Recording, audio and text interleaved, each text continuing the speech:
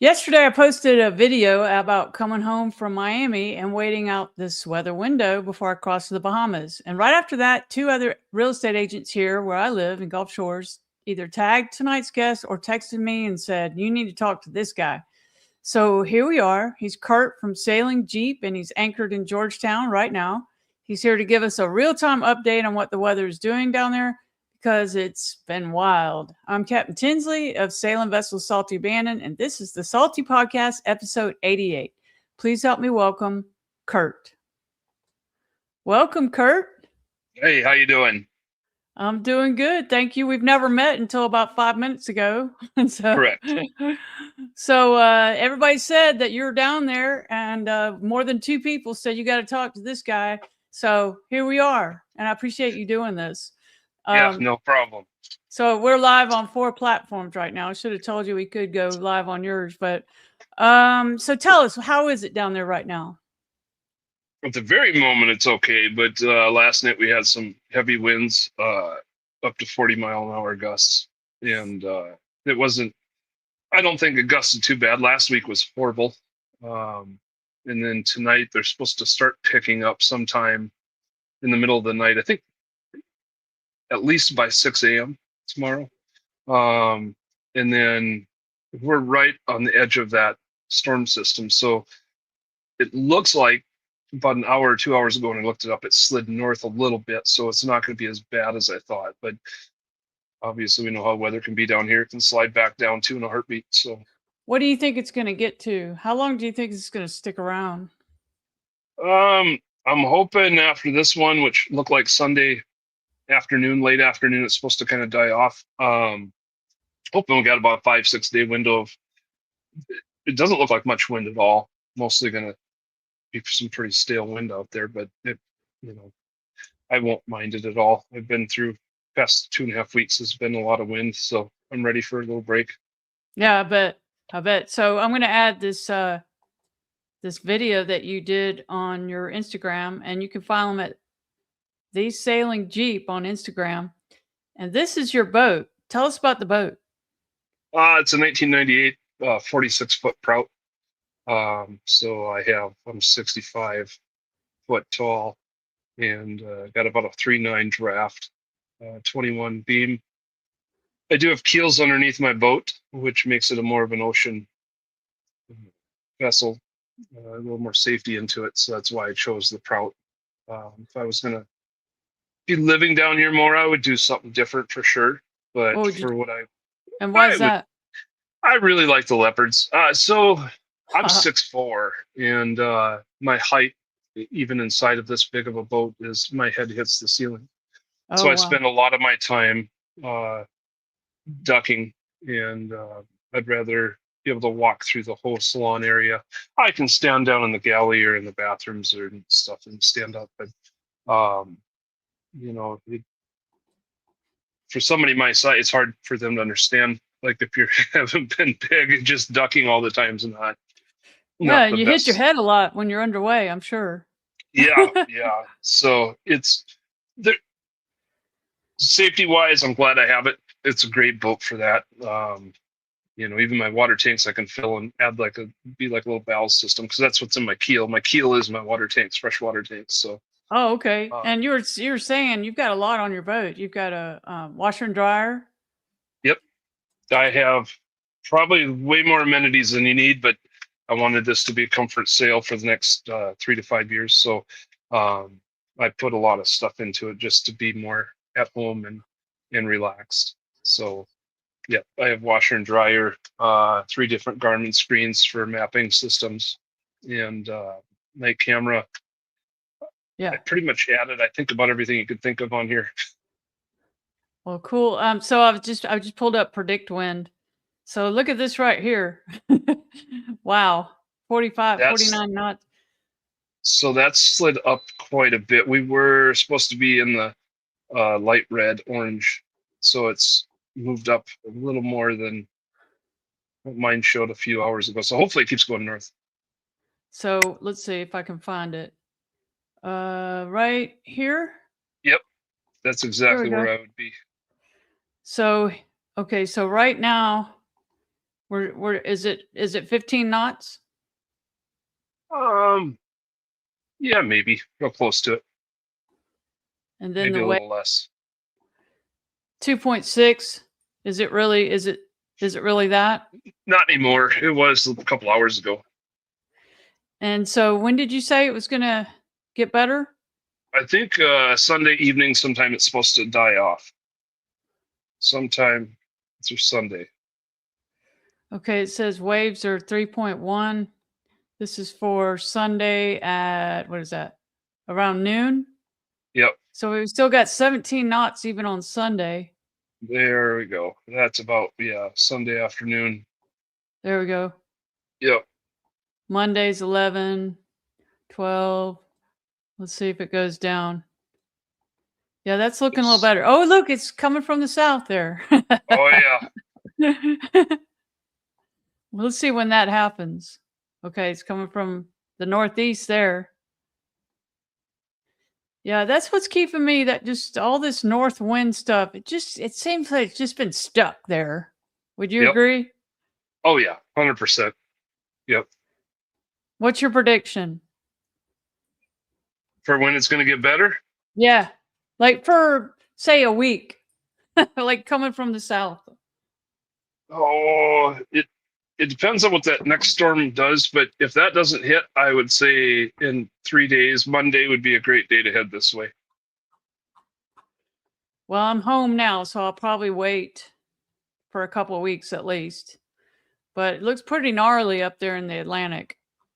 It is. It's we can feel it. We went on the outside of the islands last week, and we tried to get down to Turks and Caicos. We did not make it. What was it like? I mean, it was bad. It was really bad. I 9-10 foot waves, 3 meter waves, probably swells. The swells were pretty high, and then you had 2 foot waves on top of the swells that were a little bigger. So the swells were about 9 foot high, 10 foot high. We know a few of them were higher because my roof of my Dodger is about 15 foot up, and we went under 3 waves How or far did you swells or get? whatever you want to call it. We went all the way down to I don't know if I'm gonna say it, the Big Anagua Island, Nagua, Nagua. I don't know how to pronounce it. It's where the salt mines are for Morton. So we were only 60 miles. We were right between Haiti and Turks and Caicos, but we floated in there in the middle of the night with no power, no nothing really. The marina was not lit up, so one of the guys down there helped get us in there kind of late at night and with flashlight, and which was a good deal. He warned us there was a boat anchored out, and the idiots had their red and greens on their dinghy behind their boat. So I thought their boat was faced the opposite way as what it was. And Oh. so we had no power, we had no lights, we had no nothing. So yeah, so I noticed that right towards the last second, which if I was under motor wouldn't have been a big deal, but I was under sail. So outside of that, we docked fine and spent a couple days doing some repairs. We thought we had everything good, but I decided it's best to come back to Georgetown because that island has nothing for supplies at all. So we just Okay. came back this way because of the way the winds were, and we could sail all the way back, no problem. And then we made it 11 miles away and the wind died. And so we had to get towed in because there was a massive storm coming that night. So we were Oh, wow. 11 miles shy of making it. Oh, So gosh. Well, so what's it like there right now with all the other boaters? What kind of pretty feedback are you getting up there? pretty good. I think everybody, I've talked to a few of them that are parked around me. A couple of them follow me on social media, and happened to be one guy right next to me.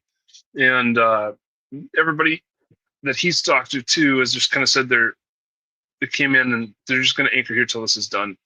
Because every 2 to 3 days a storm was hitting, and it wasn't even worth moving because by the time you moved, you had to tuck for another storm. So we were a little nervous the other night because we had almost winds that were coming right through the 2 islands, and it really didn't give us any coverage at all. Just it was a spot to anchor, and if you came loose, I guess you knew you were going to hit land. That was probably the most exciting part about it, is you weren't going to float off into oblivion. But we had 40, 50 knot winds that night, so wind gusts. Have you been So changing locations to try to circumnavigate the wind? I was till recently. Now, after we went through that storm to get Turks and Caicos, I have so many things that went wrong that I am trying to get everything back to running like it should before I leave. Oh, So, like what? I'm probably going to ask you about everything. So if you don't want to tell me, just say I don't want to tell you. no, you're fine. Biggest thing is our windlass solenoid went out, we believe, and then both engines we've lost. Both different problems. One of them I think is electrical, so I've been tearing that apart, looking for every possible connection throughout the boat for that battery cables and trying to figure out why. It feels like it's losing its energy as soon as I try to start it, and so it's dropping down to 6 You're volts. saying both engines aren't working? Correct. Yeah, we came in here. That's why we got towed in here. We lost both engines on the way to Turks. We got one going, and we saved it to get here in case we didn't need it. And then something went wrong with that motor 11 miles out, and was overheating. But because of the storm, normally I would have just floated it out, fixed the problem out there. But there was that storm with 50 knot winds coming, and we would have got where we were. It would not have been a safe spot to just ride a storm without motors. So I didn't have a choice. I got towed in. So what are you going to do? Just keep working on them, trying to do one at a time. And hopefully I got one part coming from another guy that'll be with us here after a while. I think he's down in Key West at the moment. He might have left already to come over here. He's got a 65-foot oyster, so he's coming down here with us too. It's actually the guy I bought this boat from, so he bought a different one. They left the same time all of us did. They were supposed to be down here too, beginning of January. So that Josh and Chris are tied up, and Todd and his crew are tied up too. So but yeah, Josh is sailing there? Yeah, sometime. Okay. I think they're in Fort Myers. Yes. Yeah, he texted me this morning. Yeah. Said they're in Fort Myers, getting their dinghy and visiting his cousin or something. Wow. Okay. And so this guy who you bought the boat from, will he be able to help you with your engines, or are you just going to figure that out? Yeah, I'll get it figured. He's got a part that I need which not to start it, but to stop it. So right now I'm stopping my one engine manually, but they can't. Even here in Georgetown, that's why we came back here, hoping they can get me parts. And they said we can't guarantee that it would be here in a week or two. So who said even that? If whoever was mailing it to you? The stores here. Oh, okay, yeah. I've always heard that you really can't get much there. Yep. They said that's They said that's not. You got to use a broker and all this stuff, and it's still not a guarantee. And so they said if somebody could bring it to me, that would be a lot quicker and guaranteed. So. Isn't there like a tax that they'll put on it too? Possibly, yes. And you don't know what that is till it gets here. Oh, and it might get stuck somewhere. I had a phone delivered. I was there in 2017, and my phone went out while I was there, my Verizon phone. And they mailed it, and they put the wrong country code on it. It went to Bosnia. Then it finally made its way back to the Bahamas, and it looked suspicious because it came from Bosnia. And I finally just flew home and bought another phone. Yeah. I couldn't get it out. They mailed it to me after I had brought the boat back. Horrible. Little bit of red tape going on down there. I would agree. Yeah. It's but yeah, it won't be too bad. I mean, we'll get the motors going here. So I got quite a few of the other small little things. One side of the water wasn't working. I figured that one was air. I don't know how the air got in there, but somehow there's air inside there, and it was confusing because I could watch it go into the pump, but it was not coming out of faucet. and so I Oh, didn't know what the heck was going on really. So it was, yeah, that was interesting. did you get that fixed? Yep, yep. I got my water running now, and got caught up on clothes. I got so yeah, and then for a while my water maker wasn't working. We got that going. So that was probably that was my primary thing. As soon as I stopped, I got the water maker stuff going. That was just a shortage of power issue. That's why I believe the motor is having the same problem. Somewhere there's something that's not tight. So do you pretty much figure these things out yourself, or you got people Yeah, around this? for the most part, I do myself. I grew up on a farm, so I don't have a problem fixing equipment and working on stuff at all. So Yeah, so tell me where you're from. I know you've got some property here in Baldwin County. yeah, I'm Got a from house. originally from South Dakota. Oh, So okay. yeah, I grew up on a farm in South Dakota and did technology my whole life. So I just now I do traveling either by RV or sailing, and I travel all over the place. Do a lot of weird Yeah. stuff. Yeah. And so you're pretty much retired, or you just are able to work from anywhere? Yeah, I'm pretty much retired. I do property investment stuff now is all pretty much, but yeah, I would consider myself semi-retired. I don't think I could ever stop doing stuff. Just not part of me. I think Well, I'm till I sure you die, get a lot of questions about people wanting they're wanting to live the dream. I get that a lot. No matter where I am, somebody walks by the boat. I want to do this, you know. And what would be your advice to people who you probably give advice all the time?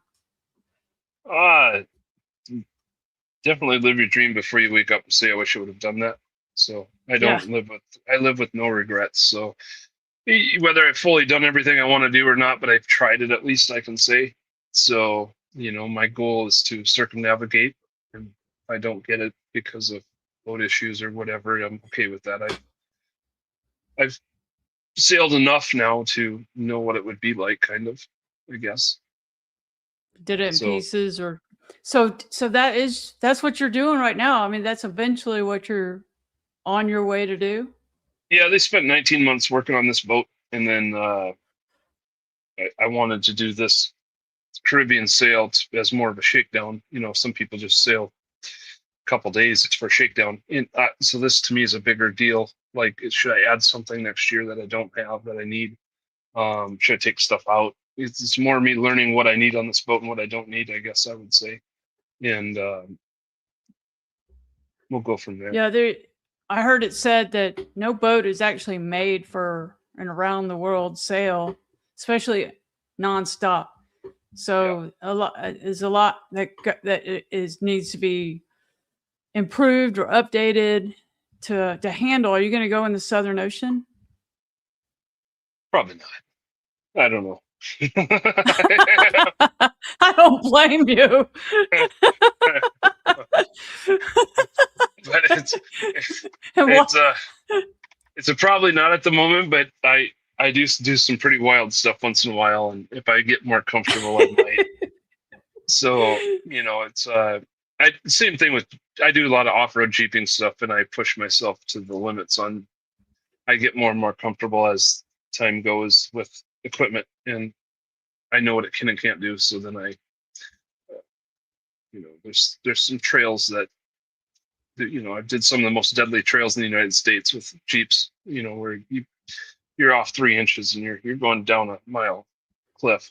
So, um, Well, I have a 2004 Jeep Rubicon 5-speed with 32,000 miles. I bought it new. did you? It's a it's a second vehicle, so I keep it in the garage so it looks brand new. 2004, 32,000 miles. I got 2004 392 Jeep Wrangler. That's the one I use for climbing, and that one has like 8,000 miles on it, and it looks like it's been through hell. Um, I got 2014 5-speed that I keep down in the Keys at my house down there. That's just more of my beach Jeep. Yeah. So, and then I have some other vehicles I do some overlanding stuff too, which is not as intense, but it's more relaxing stuff. So But someone has a question here. Yep. Someone, what's up, guys? What are some things you guys have seen while sailing that you couldn't explain? Why two engines went out at the same time? How about that? Well, I got video of we don't know what it was, crossing the Gulf. Something is at night, is on my night vision camera. So we don't know what was going on. Describe it. I thought it was just a helicopter, an airplane on my night vision, and it was not. It ended up breaking up into multiple little things. So I started recording. I got recorded for about 4 minutes, woke everybody else up on the boat. I couldn't see nothing. And then about an hour before that, there was missiles that came out of the water near us over in the Gulf. So that's what made me wonder if there was some kind of military thing going on. So I don't know what Where it was this was. in the Gulf?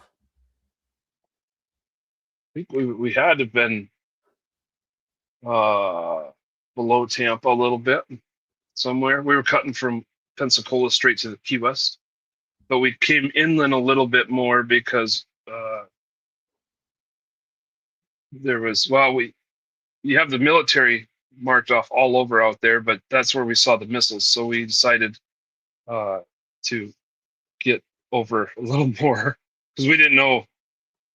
I couldn't find anything online where, it said to look up online if you were able to go through there or not. And I couldn't find anything on anything going off. And so we scooted over and thought everything was good. And an hour or two later, I started seeing this crap on the night vision camera. So, yeah. You saw missiles coming out of the water? I just stepped downstairs and everybody else that was upstairs hollered at me to come back up. So they saw them take off. I saw the ending of them, like they were up in the air a little ways, but they saw them come off the water. Yes. So we were pointed at Key West and they were off on our starboard side. So it was not coming from the land. It was way out in the Gulf somewhere. So how far offshore were you? 100 at the time. So I know when I started seeing the whatever, we were 179 miles offshore because I looked to see if it could be something over land. I didn't know. So I measured my boat from the shoreline on my Garmin, and it said we were 179 miles from shore. Oh my gosh. Now, when he asked that question, I don't think he was expecting that. Wow. Well, That's about the best answer I've ever heard. Yeah, and I think I shared a video when we were going through the storms the other day in Bermuda Triangle trying to get over to Turks and Caicos. I posted some videos. You'd have to go back and look, but my compass was stuck on 0, and I didn't know what direction it was going. So all my compasses were different on my boat. USOs. Oh my God. What he says, we call them unidentified submersible objects or USOs. Is that a real thing? Yeah. Oh yeah. Is what he's saying? Is that real? Yeah. I mean, he's not kidding here, is he? OE Med 010. I would love to see that. That's on your Instagram? I didn't post the things of the stuff flying around, but I got that on my phone. Oh. I got the compass and stuff I did. I got all that. I think I posted stuff with that on videos and stuff of my compasses. Just so everybody talks about their compass doing circles, and mine didn't. Mine froze. My compass actually froze. It just stayed at 0. It went to 0 and stayed. And then when we came, the real compass, the one on your my boat? magnetic one. Oh. Yeah. Oh my gosh. So my phone and the 2 compasses I have on board that are electrical from Garmin and my magnetic compass all showed different readings. And so I had no clue where I was going, because even my picture of my boat, which on one of the videos you can see, if you took my picture and overlapped it on an actual map, you can see what degree my boat video was showing to be pointed at. That wasn't, so there's 5 different things that were pointing different ways. Then on the way back, when we went through the same area, when we tried coming back, everything happened again, except then my image of my boat reversed on my maps. So then it showed I was going backwards. So that was We were at night. I didn't have autopilot or nothing, and none of my stuff was working at all. So all of my sailing since I've left the Keys has been by hand. Because your autopilot went out. It's something.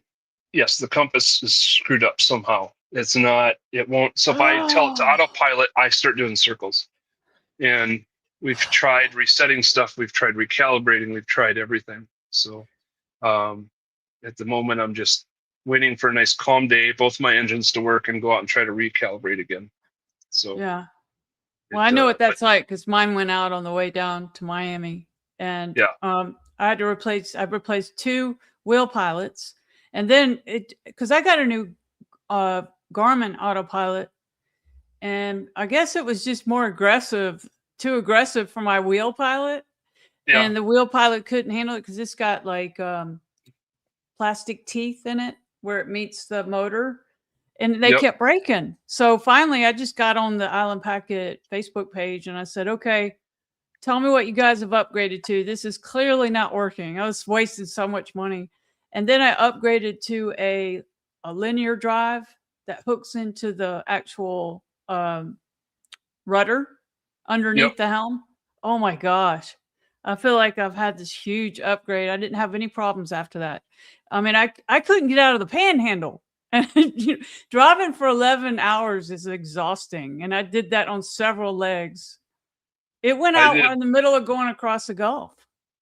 Well, I had a gal with me the last two and a half weeks, and she didn't know. She knows sailing somewhat. She goes with friends and stuff, but she never really ran a boat. And she ended up getting a cold, and Oh. it wasn't seasick. She got a cold and was not doing good. So I was doing almost 18, 19 hours straight.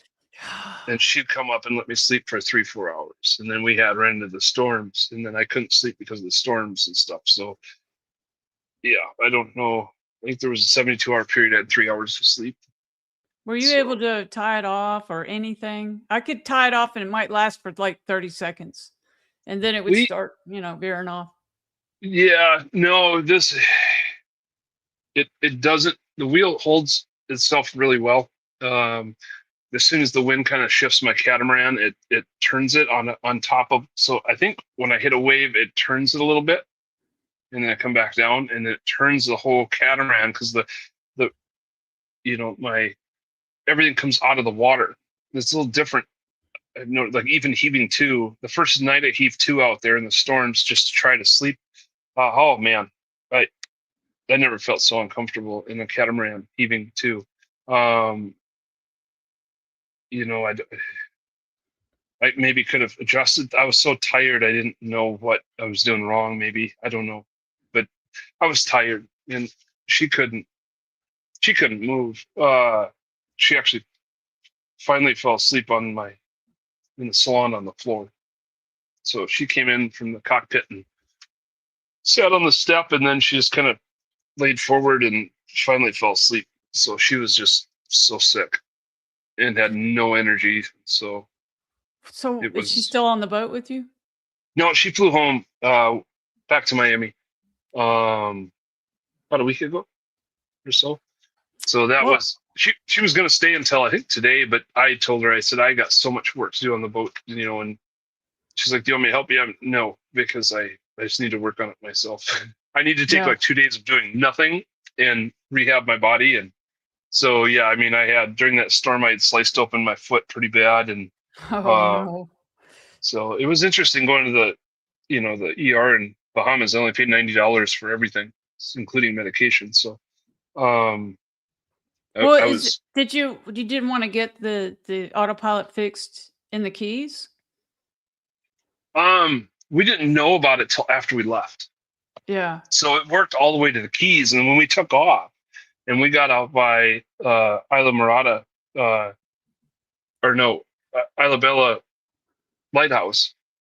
I think I'm calling it right, outside of Marathon there. Um, is it Isla? No, it's not Isla Bella. What lighthouse is that? Huh, I don't remember. Oh, One outside of Marathon though. There's it's an not Sand IRS. Key. I think that's Mobile Bay. Sand Key. No, But I know anyway, what we you're got talking out about. there, I know that and lighthouse you're talking about. all of a sudden, we might have been further than that. I think we were about 3 hours in past it, and all of a sudden, the autopilot just started doing some weird stuff. So we tried recalibrating, and we couldn't get it to work. And we're like, well, let's just hand steer. We'll fix it when we get to Nassau. And then we looked at stuff, and um, nothing seemed wrong. So we just thought maybe it was too windy out there to calibrate. We didn't know. So those guys had to go home. My son and stuff came. Well, then we were island hopping anyway, only an hour or two, per Right. island. So it wasn't. I just hand steered, and then we got down here, and wish I had autopilot. I wouldn't be so wore out. Well, I can recommend the kind that I got, but I don't know what would be good for your boat. But people were telling me when I was having all that trouble, they said, get a wind vane, get a wind vane. I'm like, Yeah, yeah, but that doesn't help me right now. yeah. It doesn't, and that's yeah. Sadly, that's part of the problem. Is some of the things will help, but especially with the catamarans, the same things that work with the monohull won't work with catamaran Right. all the time. Yeah, and Too. I know nothing about catamarans. They're comfortable. That's all I know. And they're more It's expensive.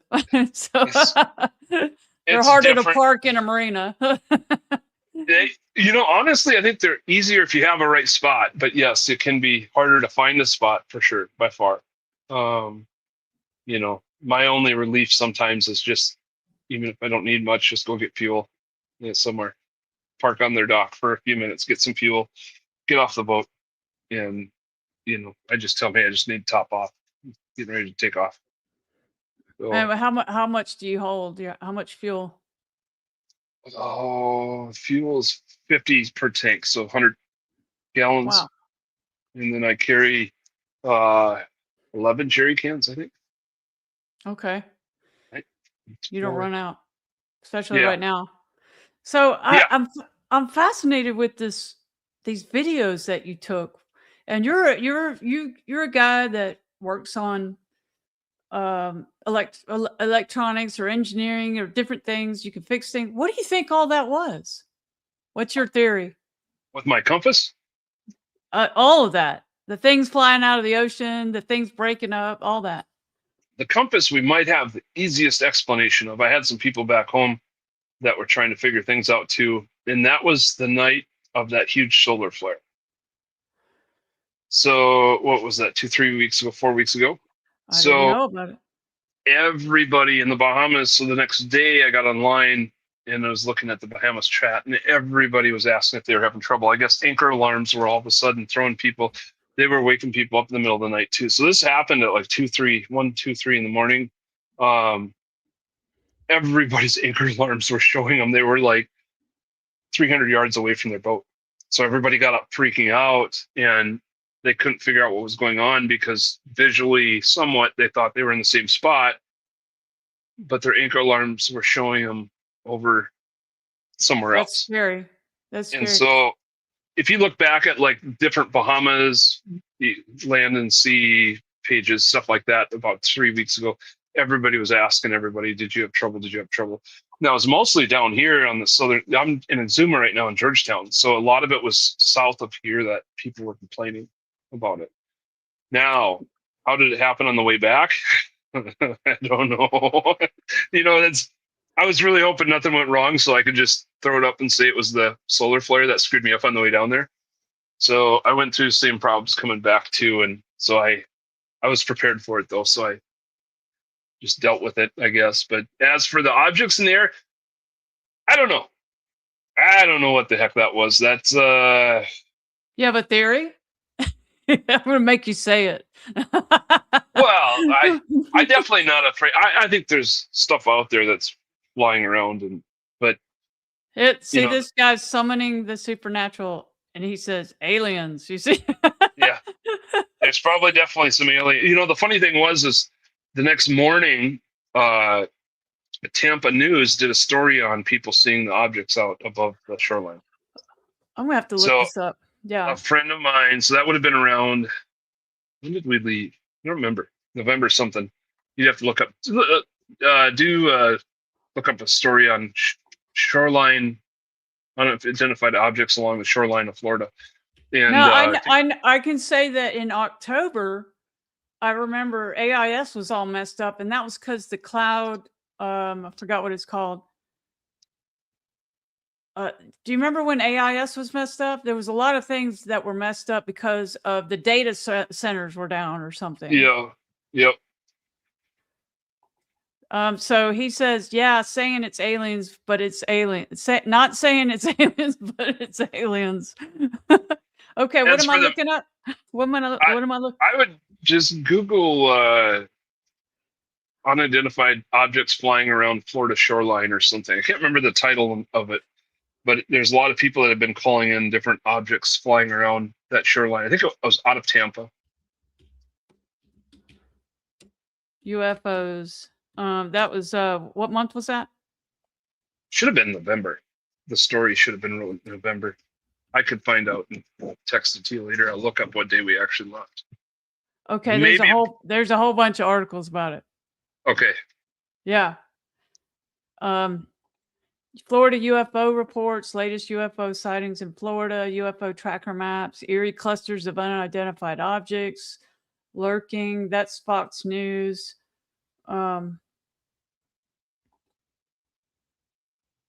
Beneath U.S. shoreline, lurking beneath U.S. shorelines. We're being lied to. Holy cow. That was November 1st, 2025.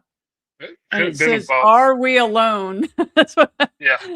And that could have been the date. It was somewhere around, because I was at my house in Marathon for almost 2 months. So that would have been, because we left at the end of December. So, yeah, that'd probably be about right.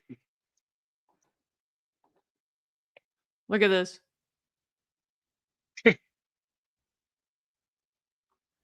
Wow. Yeah. The one I did was, I know it wasn't a video, it was a write-up. The one that I read that my friend sent me.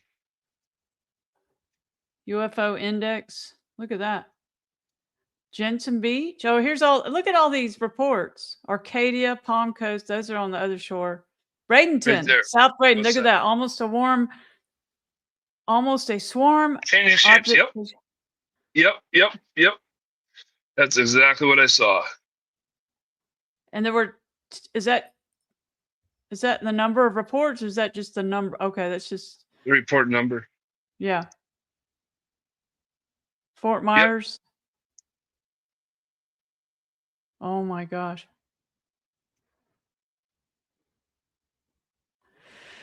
See, there was no lights. There was no. We could only see with night camera. We couldn't see anything in the sky. Nothing. We didn't see anything. And then we were using, to make sure we were seeing stuff right, we lined up my mast to a star. We didn't even care about coordinates at the moment. We wanted people to, if we looked at the video, we wanted the star to be here and the mast to be, next to the star.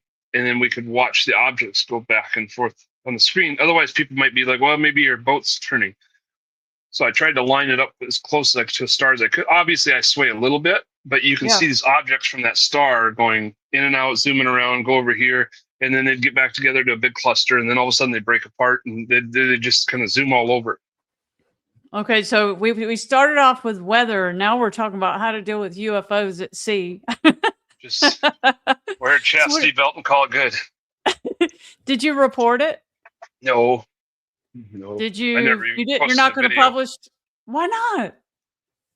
No, I didn't do. No. Okay, we got some conspiracy theorists in here.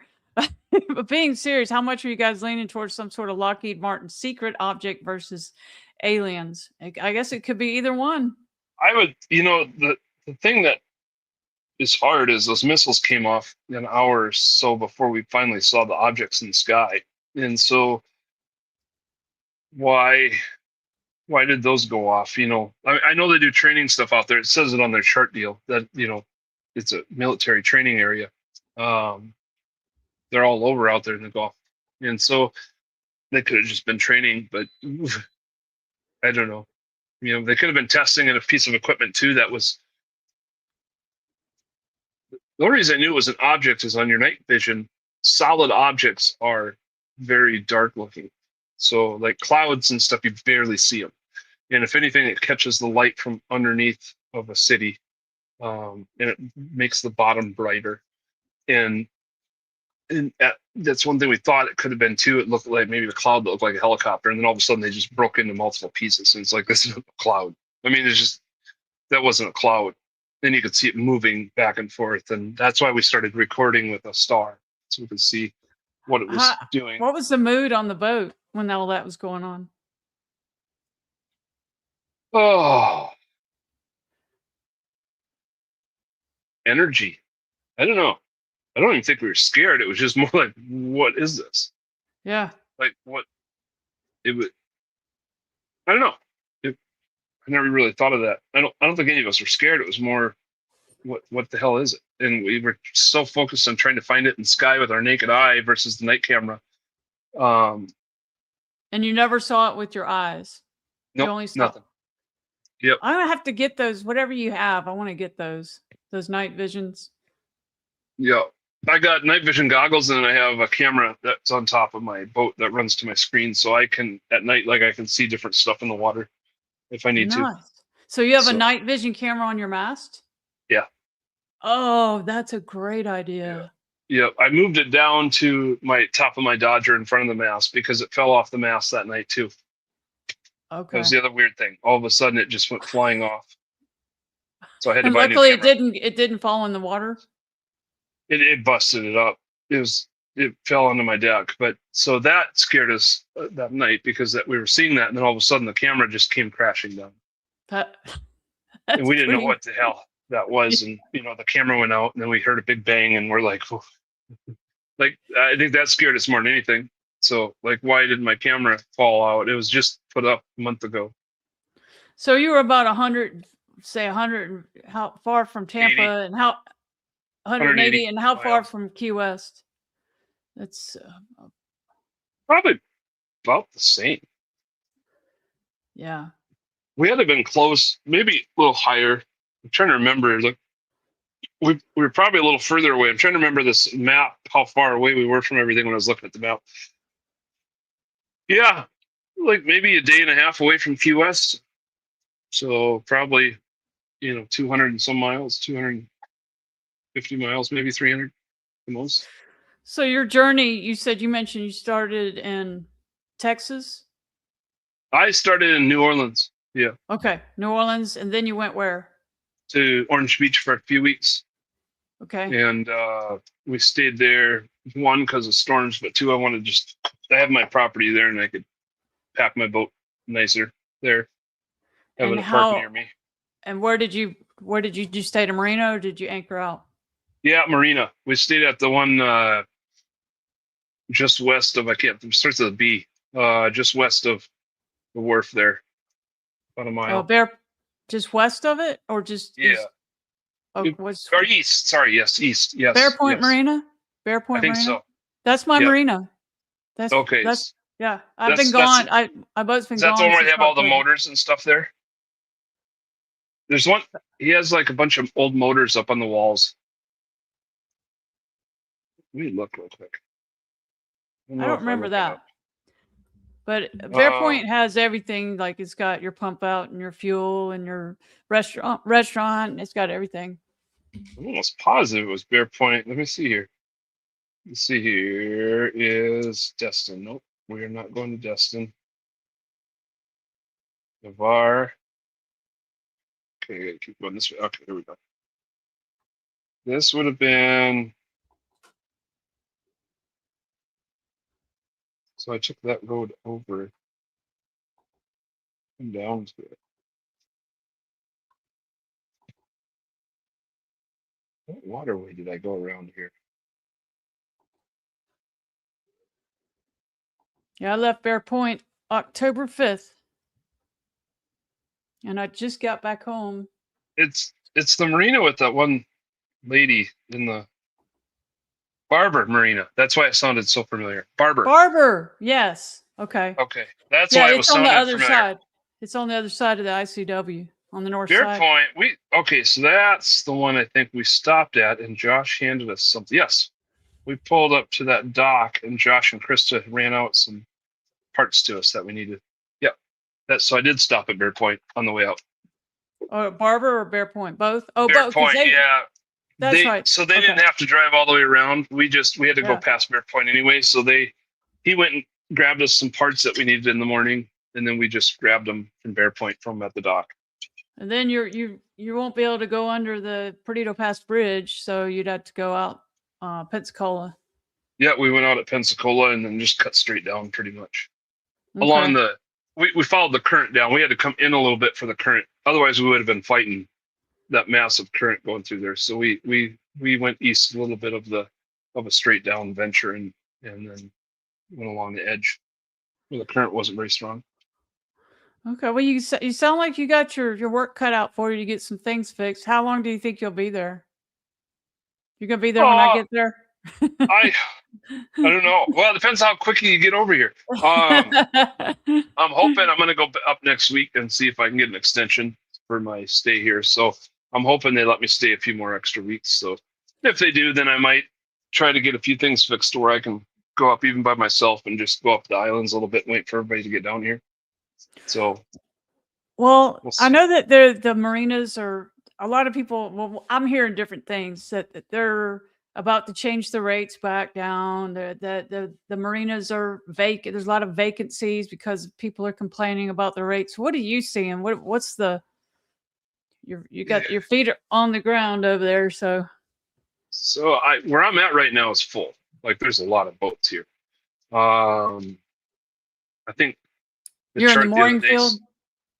Yes, right out in front of Chat and Chill.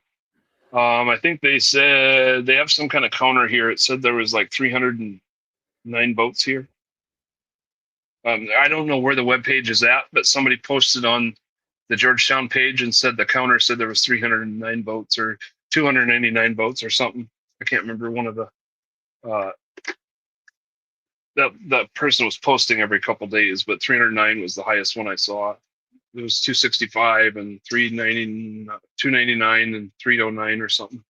And how many? So there's about 300 boats here. To the... Oh gosh, not many. 40, 50. Oh, okay. There's a lot of anchoring out. Lots of anchoring. You know, the only thing different I would do, I know Josh had mentioned you might stay here for a while, is I would probably anchor over in Georgetown, near the grocery store, the yacht club.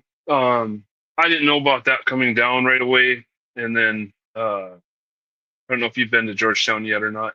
No. Have you been here? No. Okay.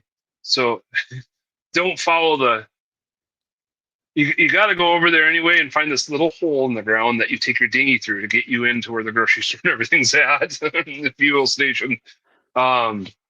It's an awesome place. You'll see one of my pictures of videos of this little tunnel we went through on the dinghy. You got to find that little hole. Okay.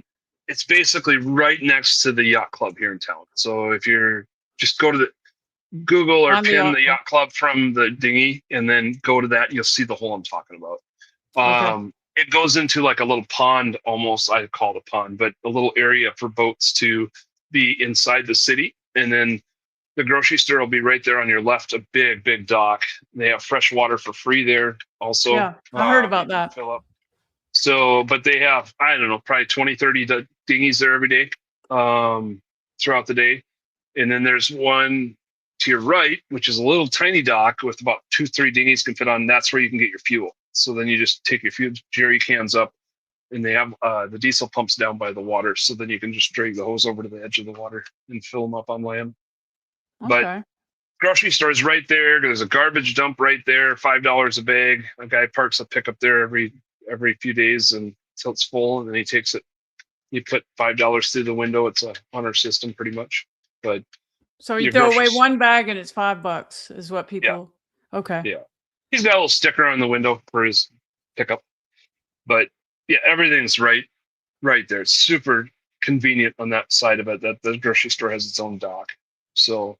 And how many times have you been there? To just Georgetown itself? Twice. Okay. Yeah. On this boat? Yes. Yeah. How many boats have you had? Sailboats or boats? I own 4 boats right now. I have 4 boats right now. So I got, this is my second true sailboat, minus like a little. I don't count little tiny things that sail around for one person. A sailboat, really, but bigger boats. I had a 4,200 passage also. Okay. So And so when your plan is to finish fixing everything and then come back here, or are you gonna then continue on? no, I'll continue on. We'll go down for sure throughout all of the Caribbean islands. So I just got to get everything prepared, and nobody's here anyway, so I'm not in a rush. Honestly, my last week I've been just rehabbing my foot, trying to heal that up and stay off of it and stuff. And nobody's here, so I'm not in a rush to get stuff done. Um, Really, my biggest push right at the moment is making sure that they let me extend my stay in the Bahamas. Yeah. So Well, and I we went. were just talking about that, and I can't see why they wouldn't.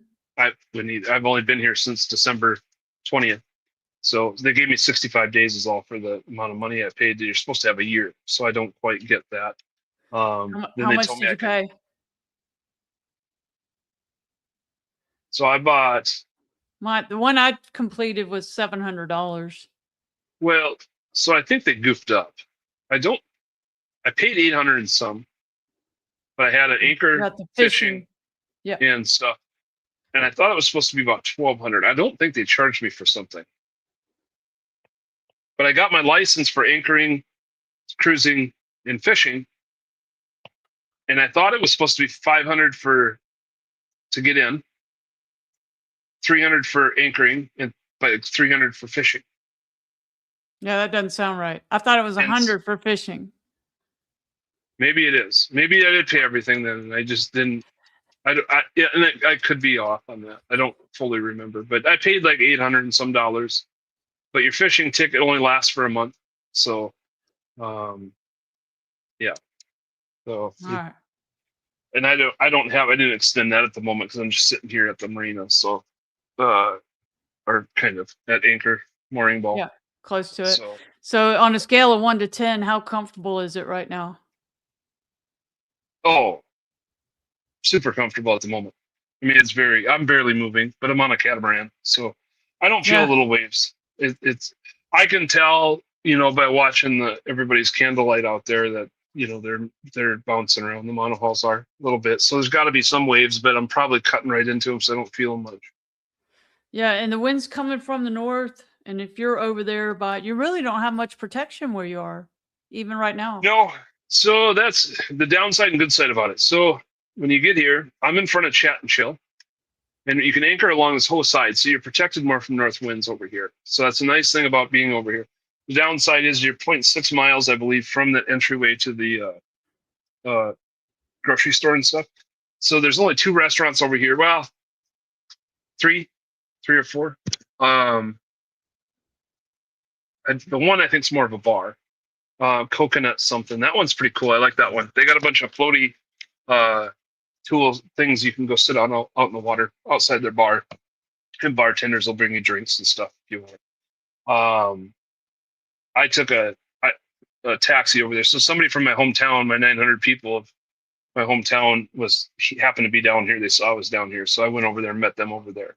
I lost my dinghy about week and a half ago in the storms, so it ripped off. Something ripped. It caught something. I don't know. Tore a hole, and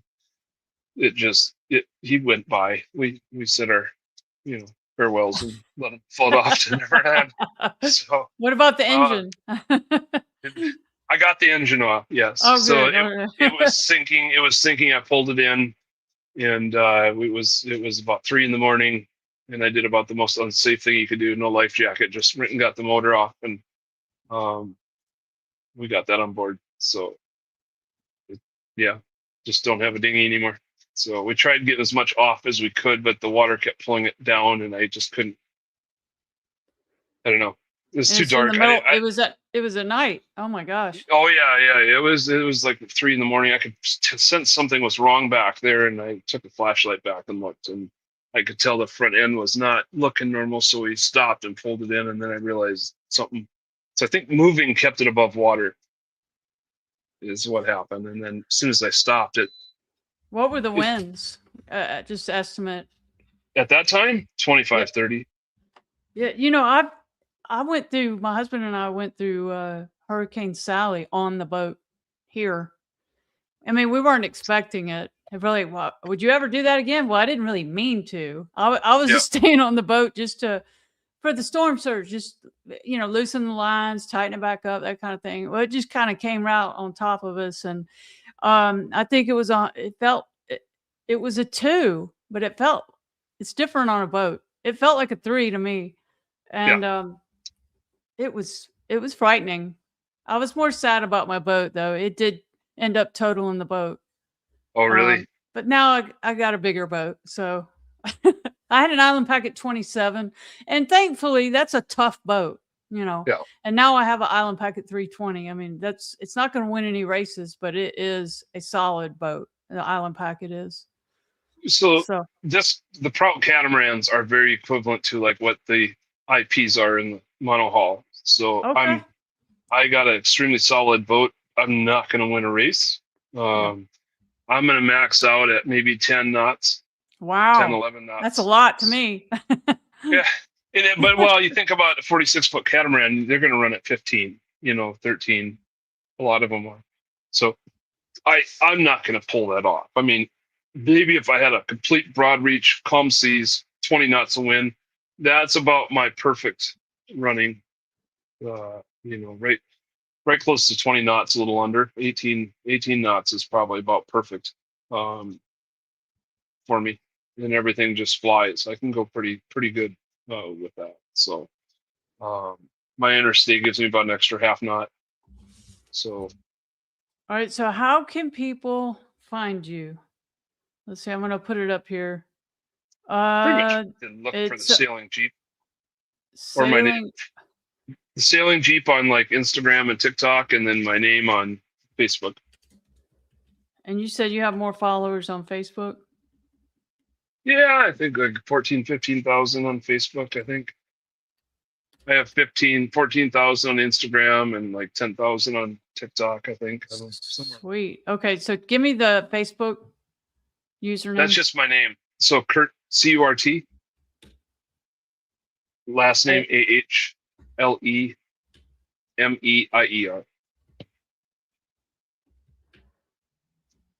All right, let me see if I got this right. Curt, AHLEMEIER. Yep. Okay. I'm going to put that up here.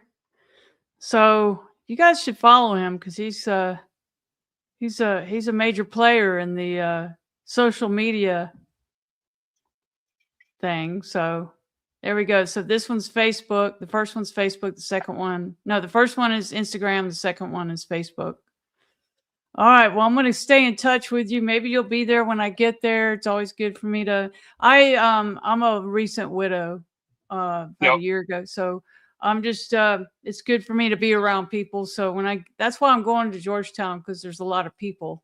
I'm usually the kind, I'll go somewhere and try to, be in a lonely Anchorage, but that's not where I need to be right now. So. So look, one thing you would definitely want to do is look at the Anchorage by the yacht club over there, which is on the south side. Okay. The north winds, you're not going to have any protection. Nice thing about it is you're like literally 1 minute from going to the grocery store or town. Where I'm at over in front of Chat and Chill, you have a lot more northerly winds. You get a little more protection over here. There's not as much over here, so you got a dinghy all the way across. So that's your call. If I was going to want to go to town quite a bit, I'd go over there and stay. Yeah. And then the person that I've done several podcasts about the Bahamas, he talks about the rotation of the fronts and everything, and how the different places he moves depending on the conditions. Yep. So right now you've been experiencing a lot of north winds, so that makes sense. Yeah. And then until you have a storm that switches, like the other night, that's why I went to mooring ball, because it was going from, with our windlass down, it was going from a north wind at 30 knots to a south wind at 40 knots. And so that switched on us in the middle of the night. It went from north to east to south, and there was you ain't going to move your boat. So I was like, I'm just not in that. We're just going to a mooring ball, because to even get safety, you got to be close to shoreline. So there's kind of a weird, you'll see when you look at the ground level, there's an area where it's almost a pathway you have to take with your boats. And a lot of people were out in the middle of that pathway during that storm because they were going to swing all the way around. So a lot of people, it's usually a north wind, they just anchor right there. I would almost recommend coming in and anchoring outside of the Coconut Oasis, I think it's called, the bar. Okay. That's going to be on your way into Georgetown. It'll be on your left. It'll be one of the first places you see when you come in between the islands. Originally, I was going to anchor there, but because of the storms, we decided to get closer to the mooring balls in case we had to move. Stay there for a night or so, and that's a pretty neat little bar there. It's all yellow. You can't miss it. Everything's yellow. I just posted pictures a week ago. Okay. It's got floaty things out in the water, and it's only a mile from where I'm at right now, Chat and Chill. So you could dinghy into town from there if you wanted to. Also, it's, I think, like 0.7 miles across. I can't remember. I measured it all out when I was coming in, but how long does that take to go 0.7 or 0.5 on your dinghy? It depends if I have people with me or not. So I was, it's 7 to 10 minutes, 15 if you have loaded down with groceries and stuff. So not too bad. I mean, I just want to remind everybody to check out my shop, Salty Podcast shop on Shopify. I've got some great sailor shirts. If you want to support the podcast, that's a great way to do it. And also like, share, and subscribe this video, please.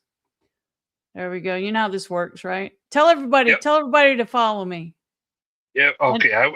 Everybody, you got to follow her on Salty Abandonment, Salty Podcasts. Like, subscribe, share the video. I'll definitely post it up on my pages too. So thank you. And also check out the shirts. They're really cool. They're really nice. And I've got sailor in cursive down the sleeve. So it's not, you're not just a boater, you're a sailor. That's very cool. All right. Well, thank you so much for coming on at the last minute. I appreciate it. And I probably want to check back with you, especially since I'm heading your way at some point. So yeah. Well, if I'm down here, we could do another one live in person if you want to. So yeah, I could do a tour of your boat. That would be great. There we go. Perfect. All right. Well, thank you so much. And with that, how I like to end these things is Salty Abandon.